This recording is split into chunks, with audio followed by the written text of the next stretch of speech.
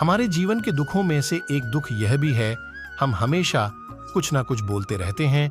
ये गौतम बुद्ध की कहानी से हम जानेंगे कि चुप रहने के फायदे। वाणी या बोलना ही नहीं, बल्कि मौन में भी शक्ति होती है। यही कारण है कि धर्मों में मौन को बहुत महत्व दिया गया है।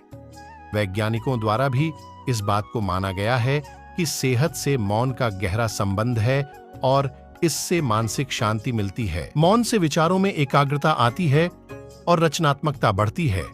इसलिए जितने भी साधु संत या तपस्वी हुए, सबने मौन रहकर और ध्यान लगाकर ही संसार के गूढ़ ज्ञानों को प्राप्त किया। दुखों का कारण है बोलना।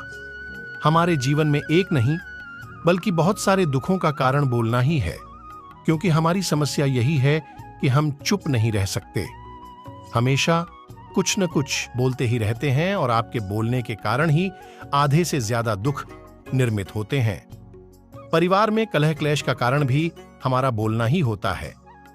आप जितनी भूख उतना भोजन खाते हैं, जितनी जरूरत उतना कार्य करते हैं। लेकिन क्या आपने इस बारे में कभी सोचा है कि आप कितना बोलते हैं? क्या आप उतना ही बोलते हैं जितनी आवश्यकता है, या अनावश्यक ही सारे दिन बोलते हैं? इस बारे में कभी अकेले बैठकर जरूर सोचिए कि आज आपने दिन भर में कितना बोला, क्या बोला और सबसे जरूर कि क्यों बोला। इनमें से कितनी बातें जरूरी थीं और कितनी अनावश्यक। सुनने सुनाने के माहौल से निकलें। बाहर मनुष्य की प्रवृत्ति ऐसी है कि वह अपने मन में चल रही बातों को दूसरों को सुनाना चाहता है और दूसरा भी आपके साथ ठीक वही काम करता है। ये बातें किसी अन्य या तीसरे व्यक्ति से संबंधित हो तो सुनने सुनाने का काम और भी दिलचस्पी से होता है। आप फिर जब कभी भी बैठते हैं तो इन्हीं बातों को फिर से दोहराया जाएगा और फिर से इन्हीं बातों पर विचार करेंगे। यह सुनने सुनाने का माहौल जीवन भर चलता रहता है और इस तरह से आप खो देते हैं अपना समय, अपना जीवन, अपनी सोच समझ और वो कीमती पल जिसमें जिया जा सकता है और जिसमें आनंद प्राप्त किया जा सकता है। इसलिए इस सुनने सुनाने के माहौल से बाहर निकलें। क्या है मौन की शक्ति?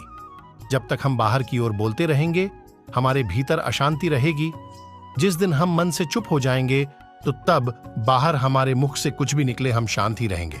दुनिया में जितनी बुराइयां हैं, परिवार में क्लेश है, पति पत्नी में विवाद है, सब बोलने के कारण ही होते हैं। हम चुप रहना नहीं चाहते हैं, हमेशा सुना देना चाहते हैं, लेकिन व्यर्थ का बोलना ऊर्जा का नष्ट होना है। इसलिए जितने भी बुद्धत्व साधु और संत हुए, वे एकांत की ओर गए, क्योंकि उन्हें अधिक बोलना न पड़े और अधिक सुनना न पड़े। महावीर ने 12 वर्ष और महात्मा बुद्ध ने 10 वर्ष मौन रहने के बाद ज्ञान प्राप्त किया। महर्षि रमण और चाणक्य भी मौन के उपासक थे।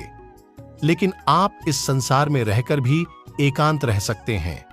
इसके लिए आपको अपनी उन ऊर्जाओं को बचाना होगा जिसे आप व्यर्थ के शब्दों में नष्ट कर देते हैं। इसलिए उतना ही बोले जितना जरूरी हो। दोस्तों, अगर ये कहानी आप सबको अच्छी लगी हो तो चैनल को लाइक, सब्सक्राइब करें।